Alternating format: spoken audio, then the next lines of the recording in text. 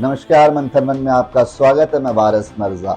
जी, आज हम बात कर रहे हैं विधानसभा में हुई कार्रवाई को लेकर। आपको बता दें कि विधानसभा में योगी आदित्यनाथ ने सपा पर जमकर निशाना साधा। उन्होंने कहा कि रामचरितमानस जला करके सपाइयों ने 100 करोड़ हिंदुओं का अपमान किया है।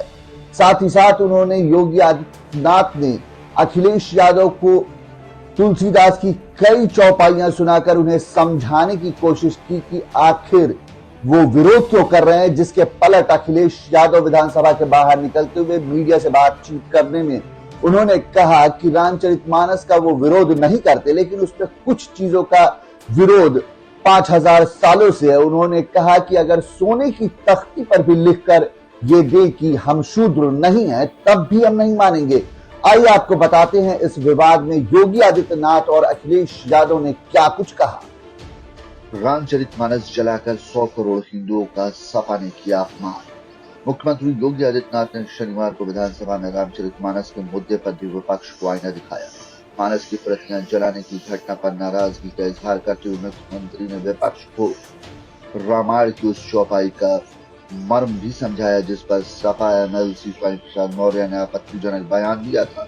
मुख्यमंत्री ने हिंदुओं के धैर्य का उदाहरण देते हुए विपक्ष को चुनौती भी दी। यदि दूसरे मजहब के ग्रंथों के साथ यही सलूक किया गया होता तो क्या होता, इसका सहज ही अंदाजा लगाया जा सकता है। उन्होंने कहा कि रामचरितमानस जैसे पवित्र ग्रंथ की प्रतियां जलाकर विपक्ष ने 100 करोड़ हिंदुओं का अपमान किया है।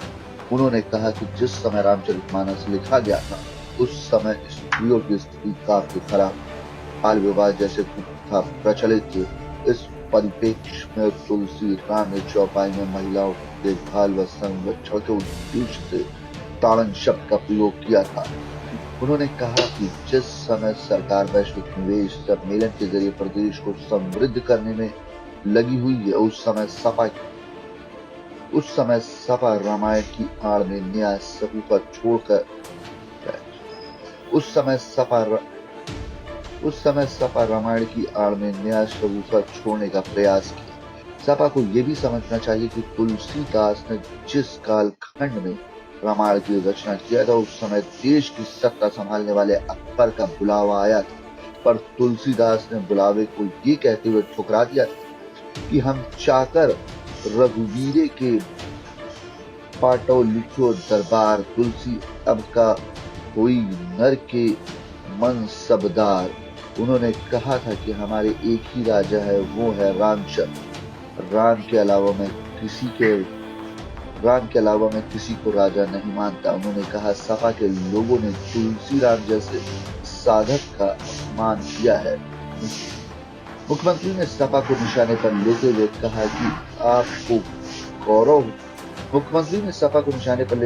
कि आपको गौरव होना चाहिए कि आपका जन्म रामकृष्ण और गंगा यमुना की धरती पर हुआ है। यूपी की धरती पर ही रामचरितमानस और वाल्मीकि रामायण जैसे पवित्र ग्रंथ रचे गए। उन्होंने चुटकी लेते हुए कहा कि आपको समझाया नहीं जा सकता, क्योंकि जाके प्रभु तरुण दुख दीना, उनकी माती पहले हर लीना। इसके जवाब में अखिलेश यादव ने भी कहा है कि मानस के खिलाफ नहीं, लेकिन कुछ चीजों को लेकर सपा अध्यक्ष अखिलेश यादव ने शनिवार को विधानसभा से निकलते समय मीडिया कर्मियों से एक सवाल के जवाब में कहा कि रामचरितमानस के खिलाफ कोई नहीं है, कुछ चीजों को लेकर आपत्ति है। ये 5000 साल पुरानी लड़ाई है, जो गलत है वो गलत है। वे सोने की तख्ती पर लिख कर दे कि शूद्र ये नहीं है तो भी उसे स्वीकार नहीं करेंगे।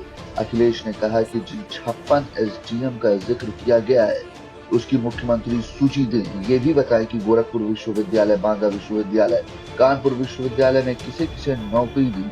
कहा कि सपा शासनकाल में कोई ऐसा कुलपति नहीं था जिसके खिलाफ पुलिस पीछे पड़ी हो, जिसकी सीबीआई जांच कर रही हो। अब्दुल कलाम के नाम पर बनी देश की सबसे बड़ी यूनिवर्सिटी को बदनाम किया जा